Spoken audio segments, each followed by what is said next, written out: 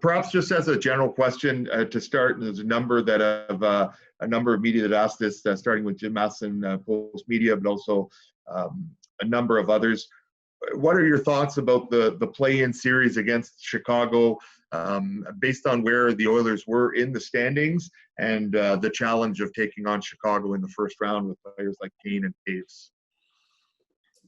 Well, first off, I'm sure that from the league perspective, it was very difficult to put together a format to make some decisions on whether all 31 teams should be there or 24, 20, 16. I thought the league did a great job and the NHLPA and the resumption of play committee in putting together a tournament that ultimately will lead to a Stanley Cup champion. And obviously we're going to play Chicago in a best of 5. Should be a great series. Obviously they've got a really good team, some great players, players that have won the Stanley Cup before. They've got lots of experience on their roster, so it's a tremendous opportunity for us to go into a best of 5 and find a way to win that series. Obviously it's still a long ways away. A lot has to happen between now and then, but it has the makings of a tremendous series. A roster question. This is also from Jim Matheson. It appears that the roster would be 28 players, as many goaltenders as you want. Just wondering what your thoughts on how that would be composed or put together as far as players from Bakersfield, a guy like Philip Broberg, how you think you would put that roster together. Well, I've been talking to Dave Tippett over the last, the whole time, but really the last week or 10 days, and not being sure of what the numbers were. I think that we probably are going to for sure carry 10 defensemen, and the goalies are unlimited, so we're working off of a 28 skater list per se.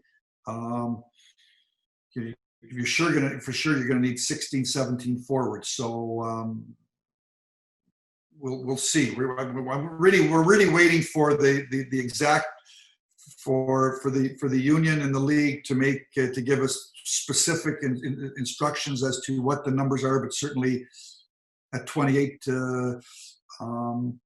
we'll have a few decisions to make for the last couple of spots. He specifically brought up Broberg. We've talked to the league. He is he's a signed player. We signed him to a contract last summer, so certainly he is the player that we are available and eligible to invite to Phase 3. Not sure if we're going to do it or not now. I gotta make sure that the most important thing is we bring in players that are going to give us depth and give us an opportunity to go on a playoff run. And if we can have a young player or a couple of young players in the camp to get experience for the future, that's a good thing, but that really is not the number one priority. And next follow-up to that, perhaps an update on a couple injured players, notably Nygaard and Green, perhaps an update on that and their potential availability.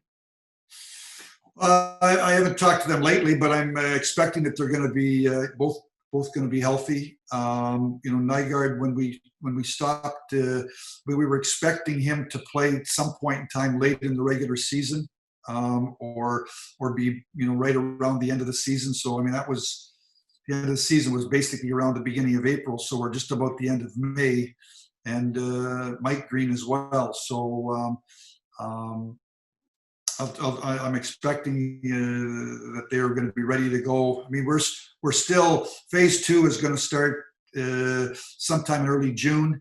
The league announced yesterday that Phase 3 won't begin until at the earliest July 1, sometime in the July 1 to July 15th time frame. So I expect that we're going to have a healthy roster as we head into training camp. Now, obviously, do you get injuries to training camp? That's another story down the road. Certainly, that's why it's important to have a lot of bodies. A question, Ken, and a few different topics that have been brought up. But I'll include them together because I think they involve getting information from the NHL. Sort of where are things as far as compensation in trades, bonus type questions. I suspect, I think you're waiting on answers from that. So I'm a number of media asking on those. Yeah, obviously the league made we just got the news yesterday afternoon as to that we did get that the league is the 1920 season is officially over. So I sent in some questions to the league yesterday, and I know that lots of other managers did too. So we'll wait for those answers. Another question as well was there are some NHLers in Edmonton, and there was a provision in the NHL Phase 2 protocol for players from other teams, if possible, to train in the facilities in their area. Has any update on that, on whether that's a possibility in Edmonton? At the end of the day, I guess, first off, I don't know how many players are going to be in Edmonton for Phase 2. There's so many unknowns. Lots of these questions I don't have answers for. We'll have answers as we go forward. I'm trying to figure out myself how many Edmonton Oilers we're going to have in Edmonton next week. Are they going to stay where they're at? So we're going to go as per the rules and the regulations and the guidelines and the recommendations. But I'm not sure how many players of our owner we're going to have in Edmonton. I got to figure all that out as we go forward. A question from Daniel Nugent-Bowman. Has any direction been provided to Oilers players that are in Europe or in the U.S. To make any plans to return to Edmonton at this time? Phase 2 is totally optional. So it's at the player's discretion to decide what he wants to do. I do plan to reach out to our players here over the next few days and find out what they're thinking, let them know what I'm thinking. But Phase 2 is totally at the option of the players. A question from Joshua Clipperton, Canadian Press. What's it like as a GM knowing that on May 27th, you both have a chance to win the Stanley Cup, but could also wind up finishing with a number 1 pick in the draft, if ever that happened? Is it how do you embrace the uniqueness of that scenario? Well, I would say first off, I really like what Gary Bettman and Bill Daly and their people have decided with terms to the entry draft, having 2 lotteries. I think they've obviously put a ton of thought into it, and the 8 play-in losers obviously have a chance to pick anywhere from 1 to 15, so with greatly reduced odds. But I think that is fair for all the teams. And on the other side, from the competitive standpoint, I'm happy. I kind of heard for a while there was talk of a best of 3 in the play-in round. I'm happy it's a best of 5. I think having no games played for all these teams and players from the middle of March until when we get started, there might be a little rust in the first game or 2, but over the course of a 5-game series, it's an opportunity to, if you get off to a sluggish start, to get back into the series. If you have a bad first game, you've still got 4 more. You've still got to lose 2 more versus how quickly a best of 3 can go. So I think our players are excited. I know I'm excited, and Coach Tippett's excited. We're excited about the opportunity. I know there's still many hurdles, many things that need to happen before we get to that point in time. But certainly, I think everyone's hopeful that we can get back up and running and see what our team is able to accomplish to finish off the 1920 season. With the announcement yesterday that the 2019-20 regular season is over, that means that Leon Draisaitl finished first in NHL scoring. A number of questions, including from Stefan Herget from NHL.com Germany. Just your thoughts on Leon Draisaitl's success this season, your expectations going in, and what has impressed you about him being able to do this? Well, I think, coming to Edmonton, I've said this many times before, knowing in Leon's case, he had scored 50 goals and 100 points a year ago, and it's the first player in the NHL in the last, I believe it's the last 5 or 6 seasons to accomplish 50 goals and 100 points in the same season. When you're still, and you know, he just turned 24, I think, in January. So he did that as a 23-year-old, 22 to 23-year-old player, and then to back it up with, you know, we've played 70 out of 80 games, so it's you know, 85 to 90% of the season, and he's the player that has the most points in the league, and he's 24-year-old. As a 24-year-old player, you look at his, you know, he continues to take steps forward in his career. So you know, a tremendous accomplishment. There's a lot of great players, a lot of great offensive players in the league, and you know, for the first part of the season, Connor and Leon played together, and then around Christmas time, Dave Tippett made the decision to break up Leon and Connor, and there was a time in there when Connor got hurt, I think, for 6 games, and Leon took the team on his back. So certainly Leon did it with Connor, and also on separate lines, and it just makes our team deeper, makes our team better when we know that we can play Leon and Connor together. We can break them up, and Leon has gone out and had the most points in the league in the National Hockey League, and he's only 24 years old. So certainly a tremendous accomplishment. It's another stepping stone in his career, and I think that's why we're all excited about the opportunity of. We were excited to finish the season to see if we could play our way into the playoffs and see what we could accomplish in the playoffs. Because certainly individual success, being in Detroit for so many years, and we had lots of really talented players there. And there's an evolution of a player individually and as a team, and certainly ultimately the most important thing is the Stanley Cup, which is a team goal. But certainly you need individual players to have take on big responsibilities at the same time work in a chemistry standpoint. So tremendous accomplishment by Leon. It's a credit to his commitment, his passion, the hard work that he's put in, the determination over the course of the last 3, 4, 5 seasons to continue to take steps forward in his career. And certainly I think we all look forward as a collectively as a team to see what we can accomplish in the 1920 playoffs. As a follow-up to that question, maybe just talk to how Connor McDavid and Leon benefit each other, and also sort of what has stood out to you is watching them work together relationship-wise, like what they bring as a duo to the team. Well, I think as a general manager, and if you're a fan of the Edmonton Oilers, we're very, very fortunate to have 2 great players that are 23 and 24 years of age, and they're really probably just coming into their prime years as athletes, and they bring versatility. Obviously, they can play together. Leon can move to left wing.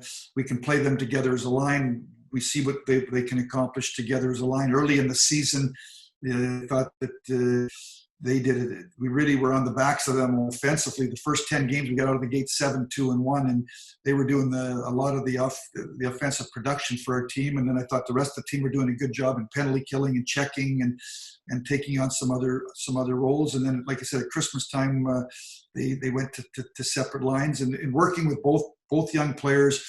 Both are really competitive. Both they want teams. They want team success. Certainly, they're driven individually. I think any athlete is driven individually, but team success is very, very important to both young players. I know they're good friends, and again, I think we all want everybody in this league wants the opportunity one day to be standing at the end of the season.